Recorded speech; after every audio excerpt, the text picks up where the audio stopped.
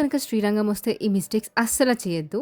హే beautiful souls, అందరూ ఎలా ఉన్నారు? మీరు గనక శ్రీరంగం ప్లాన్ చేస్తే ముందుగానే రూమ్స్ బుక్ చేసుకోవడానికి మేము మార్నింగ్ దర్శనానికి వెళ్దాం అనుకున్నాము. బట్ అన్ఫార్చునేట్లీ అది మిస్ అయిపోయాం. ఎందుకంటే మాకు రూమ్స్కి వెతుక్కోవడానికి చాలా టైం వేస్ట్ అయిపోయింది. ఇంకా టెంపుల్ విషయానికి వస్తే టెంపుల్ని మనం మొత్తం చూడడానికి లిటరలీ 5 అవర్స్ పడుతుంది. మాకైతే దర్శనం చాలా బాగా జరిగింది. ఈ టెంపుల్ ఎన్వైర్న్మెంట్ అయితే చాలా బాగా నచ్చింది.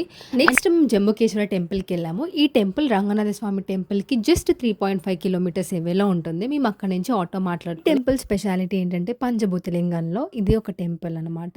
మీరు కనుక శ్రీరంగం వస్తే డెఫినెట్లీ జంబుకేశ్వర టెంపుల్ని కూడా విజిట్ చేయండి. మేము నెక్స్ట్ ప్లేస్కి వెళ్ళడానికి మాకు బస్కి ఇంకా టైం ఉంది. సో అందుకే మళ్ళీ రంగనాథ స్వామి టెంపుల్కి మళ్ళీ వెళ్ళాము. ఇక్కడ సడన్ గా చూస్తే క్లైమేట్ చేంజ్ అయింది. అండ్ దట్ టు స్వామి వారిని గుర్రం మీద ఊరేగిస్తున్నారు. ఆ దర్శనం కూడా మాకు చాలా బాగా జరిగింది. అండ్ ఇక్కడ మేము మిస్ అయింది ఏంటంటే వ్యూ పాయింట్. మేము వాళ్ళని చాలా రిక్వెస్ట్ చేసాము. బట్ వర్షం పడడం వల్ల వాళ్ళు అలౌ చేయనని చెప్పేశారు.